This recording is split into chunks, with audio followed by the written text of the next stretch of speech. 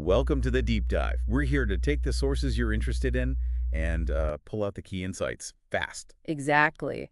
Helping you get straight to the knowledge you need. So today we're digging into what makes YouTube creators really successful. We're looking at some recent talks with, well, giants like Cleo Abram, Mr. Beast, Jimmy Donaldson, and Mark Rober. All from those great in-depth interviews on the Colin and Samir channel. Really good stuff there. Yeah, definitely. And our mission today is pretty straightforward. Figure out the strategies, the philosophies behind their, rapid growth and how they keep people watching. And we want to deliver those insights to you, the listener, without making it feel like homework, right? Get the core ideas without getting bogged down. Okay, let's dive in. Cleo Abram. Her approach seems really interesting. I was struck by her strategy of, showing herself grappling with a difficult concept. Oh, yeah. That's key. She's not pretending to know everything from the start. It's like she positions herself as what does she call it? A human doing network. Right, learning with the audience.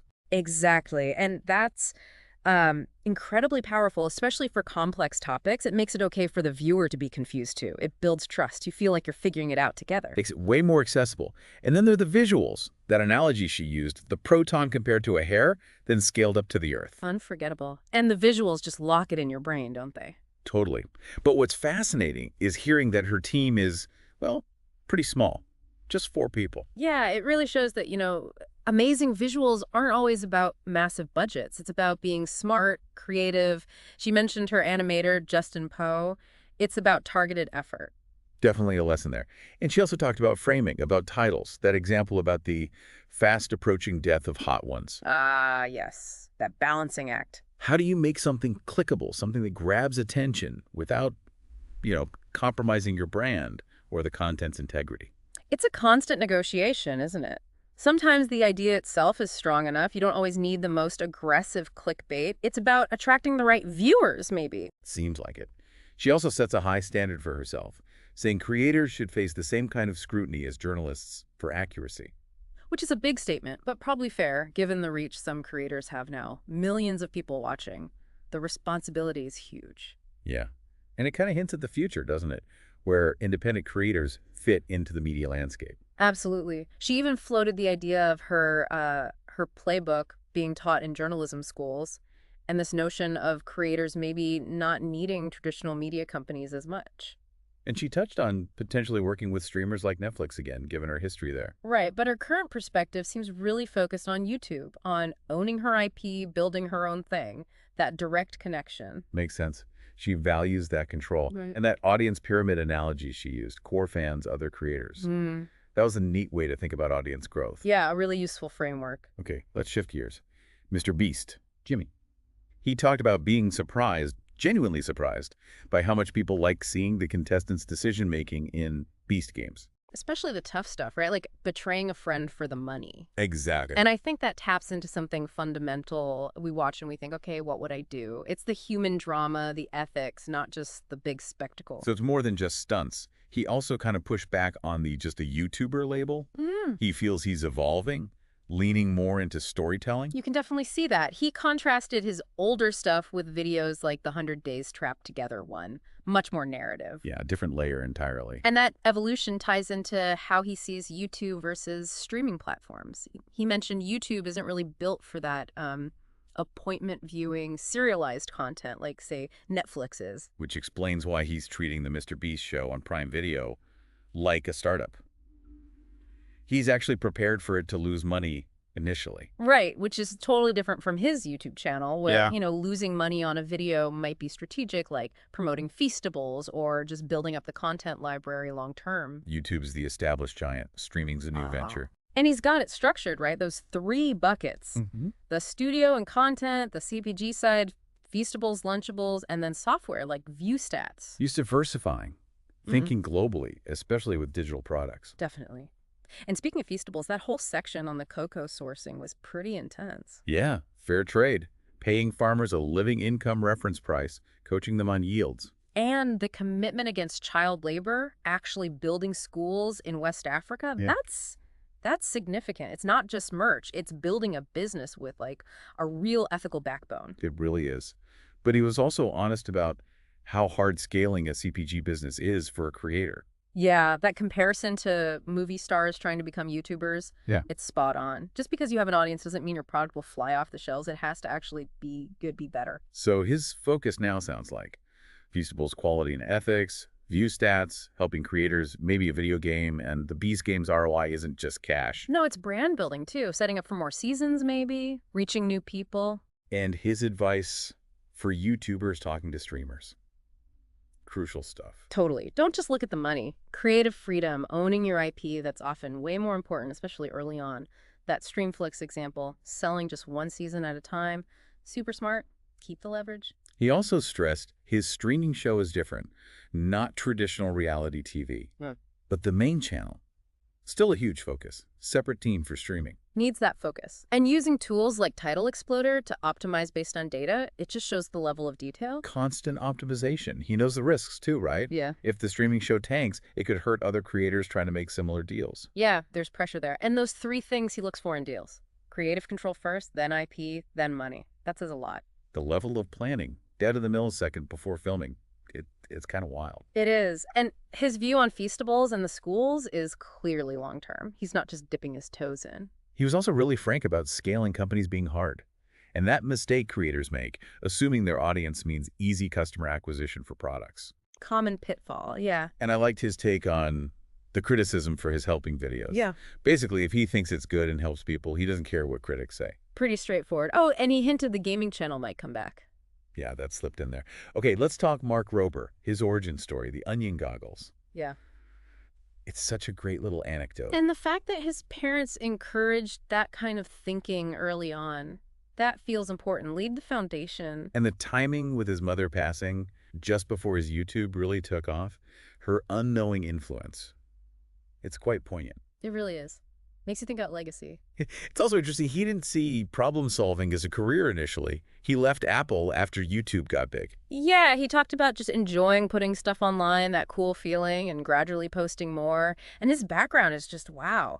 NASA, Curiosity rover, Apple patents for VR and self-driving cars. Stuff he didn't even get full credit for initially, right? Exactly, which contrasts so much with being a creator, where the connection and recognition are direct. And YouTube being a side hustle at first was actually a benefit. Less pressure, more creative freedom. He was making more from YouTube than Apple for a couple of years. Amazing. And even folks at Apple, senior VPs, were apparently fans of his YouTube channel. That says something. He talked about his competitive advantage, same as Mr. Beast, being able to make great stuff even without huge budgets. Yeah, it's about the idea, the execution. And his mission is so clear, isn't it? Totally. Get kids excited about science and engineering, be an aspirational figure, mix engineering superpowers with story magic. And he feels that impact more directly now, especially with Crunch Labs, than he did at NASA or Apple. But he waited until 10 million subs to go full-time. That's a Primario effect he mentioned. Having the side hustle makes failure less scary. Such good advice. Don't just quit your day job immediately. His advice generally is grounded. Use YouTube to be creative, build skills, not just chase fame and money. He called that fool's gold. Right. And his own relationship with fame sounds complicated. He likes inspiring kids, that superpower, but doesn't love the constant attention. Money is just fuel for projects. That enough is enough idea, wanting less stuff, practicing gratitude. It's pretty refreshing. It really is. And his warning against hiring huge teams right away, losing the passion, gaining stress, that comes from observation. He talked about burnout, too, needing a sustainable jog, not a constant sprint. So important. And finding out his studio is funded by Crunch Labs, which is cash positive. That explains his aversion to outside funding. Keep control, avoid pressure. He mentioned talking to Jimmy Kimmel about the business, how starting his own company changed his perspective on creator value, and removing old brand deals to boost retention. Smart. Mr. Beast does it, too. Shows a long-term commitment to the viewer experience, even over immediate cash. His revenue split, 50-50 brand deals, AdSense plus Crunch Labs, also shows there are different ways to make it work. He seemed genuinely surprised his YouTube career has lasted this long, with how much the platform changes. Shorts, for instance. Yeah, constant evolution. Crunch Labs gives him that diversification, takes pressure off the main channel numbers. And that philosophy about views eventually declining, being a feature, not a bug, just gratitude for the run he's had, very healthy outlook. Definitely. His focus now is Crunch Labs.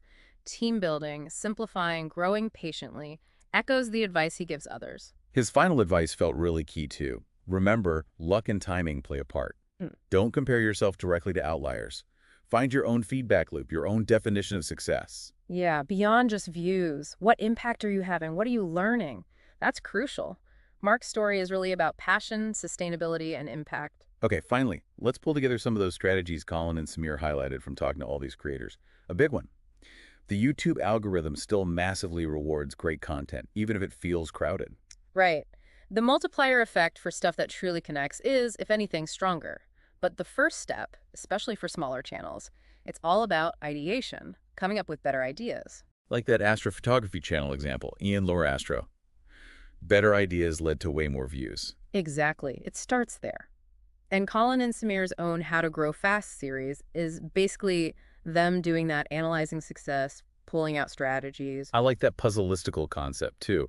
Structuring info like a puzzle, like how did this creator grow, makes it engaging. Yeah, and defining the audience for listicles, like 7 cars for cool nerds under 25 grand, specificity helps. They also mention how visual styles, like thumbnails, get adopted within niches. Good point. They also advise creators to mix core content with experiments. Maybe one experimental video a quarter. Test the waters. Keep pushing boundaries. And how do you measure success for those? Maybe slightly differently than your main stuff, but viewership data still matters. It's still part of the game. Although they admitted their experiments, like documentaries with big creators, are often pretty safe bets. True. They also wish for better metrics like satisfaction scores to understand audience reaction beyond just views, more nuance. They talked about brands too, how they're becoming media platforms themselves. Red Bull was the early pioneer.